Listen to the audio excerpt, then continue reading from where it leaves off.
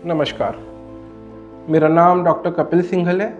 मैं director neurology हूँ, Medanta hospital, sector 50, Noida.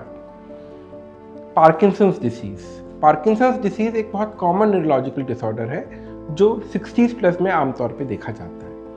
आज हम जानने की कोशिश करेंगे क्या होता है पार्किंसंस डिसीज़। पार्किंसंस डिसीज़ एक ऐसा डिसऑर्डर है जिसमें ब्रेन के एक हिस्से के अंदर डोपामिन नाम का केमिकल धीरे धीरे करके कम हो जाता है और यूजुअली जब ये 40-50% तक कम हो जाता है तो हमारे सिम्टम्स आना शुरू हो जाते हैं। इसकी खास बात यह है कि सिम्टम्स यूजुअली बॉडी के एक हिस्से में शुरू होते हैं। तो क्या होते हैं कॉमन सिम्टम्स? यूजुअली देखा गया है कि पार्किंसंस डिसीज में बॉडी में एक तरफ ट्रेमर्स या कंपन आने लगते हैं। कंपन आमतौर पे जब आप रेस्ट में या आराम से बैठे होते हैं तब वो कंपन शुरू होता है।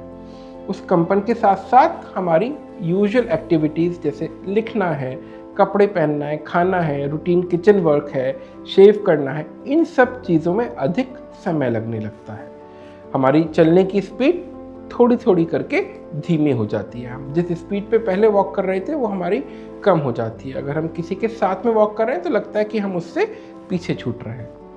इस सब के साथ उसी बॉडी के हिस्से में, राइट साइड में या लेफ्ट साइड में, जहाँ से हमारे लक्षण शुरू हुए, ऐसा लगता है कि बॉडी थोड़ी सी स्टिफ हो गई है या अकड़ गई है।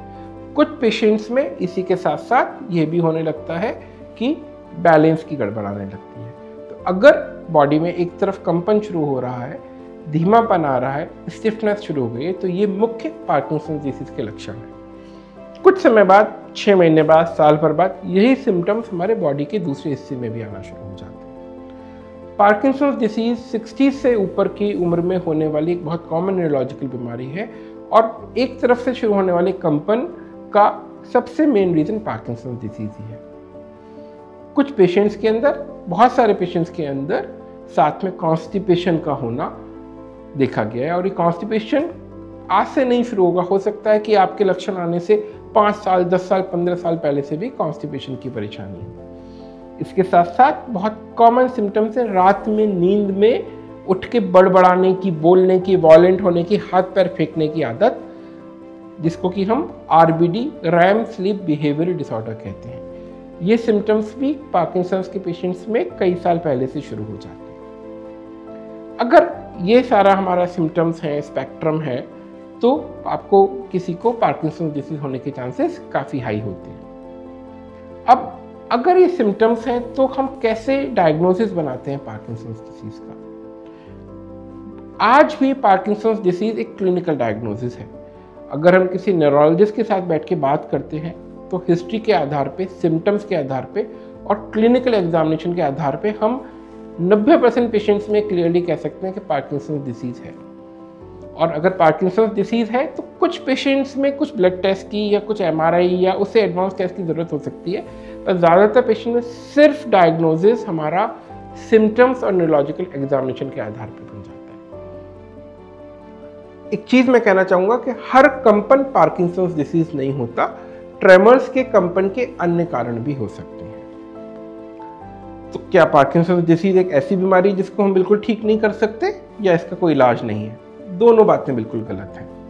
पार्किंसंस डिसीज को अगर हम टाइमली डायग्नोज कर लेते हैं तो हमारे पास बहुत सारे ट्रीटमेंट ऑप्शंस अवेलेबल हैं। जैसे मैंने पहले कहा कि डोपामिन के केमिकल की कमी की वजह से हो जाता है, तो हमारे पास ऐसी दवाइयाँ हैं जो उस डोपामिन को रिप्लेस करती हैं, जैसे लीवोडोपा, प्राइमीपेक्सोल, रोपिनेरॉल, इस प्रकार की दवाइयाँ हैं जो कि हमें शुरू करनी होती हैं।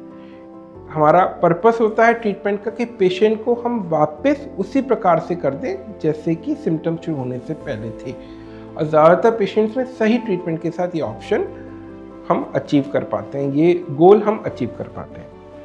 इसके साथ साथ बहुत इंपॉर्टेंट रोल है हमारे रेगुलर एक्सरसाइज का।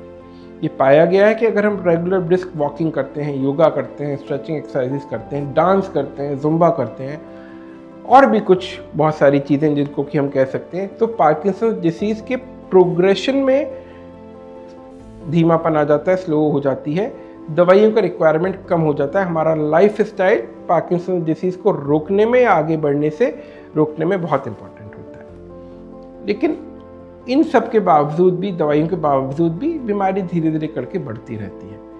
तो ऐसे कुछ पेशेंट्स के अंदर जिनको कि दवाइयों का असर पूरा नहीं आ रहा है या मेडिकेशंस वो टॉलरेट नहीं कर पा रहे हैं, मेडिकेशन का साइड इफ़ेक्ट आ रहा है, तो ऐसे पेशेंट्स में डीप ब्रेन स्टिमुलेशन या ब्रेन पेसमेकर की एक बहुत इंपॉर्टेंट रोल है। ये एक सर्जिकल ऑप्शन है जिसे कि हम DBS कहते हैं, आम भाषा में हम इसे कई बार ब्रेन पेसमेकर भी कह देते हैं, जिसमें कि ब्रेन में हम 2 इलेक्ट्रोड लगाते हैं और उससे ब्रेन के उस हिस्से में जहाँ पे डोपामिन की परेशानी है कुछ स्टिमुलेशन मिलता है, जिससे कि पार्किंसंस के लक्षण काफ़ी हद तक कंट्रोल हो जाते हैं। तो ये DBS भी कोई नया ट्रीटमेंट ऑप्शन नहीं है, ये दुनिया के अंदर, भारत के अंदर 25-30 साल से अवेलेबल है, लेकिन अवेयरनेस की कमी की वजह से और थोड़ा प्रोसीजर कॉम्प्लिकेटेड एक हायर सेंटर्स पे हो सकता है, ये अभी बहुत कॉमनली आज भी यूज़ नहीं होता है। सो पार्किंसंस डिसीज़ को अगर हम संक्षेप में कहें, एक बहुत कॉमन न्यूरोलॉजिकल डिसऑर्डर है।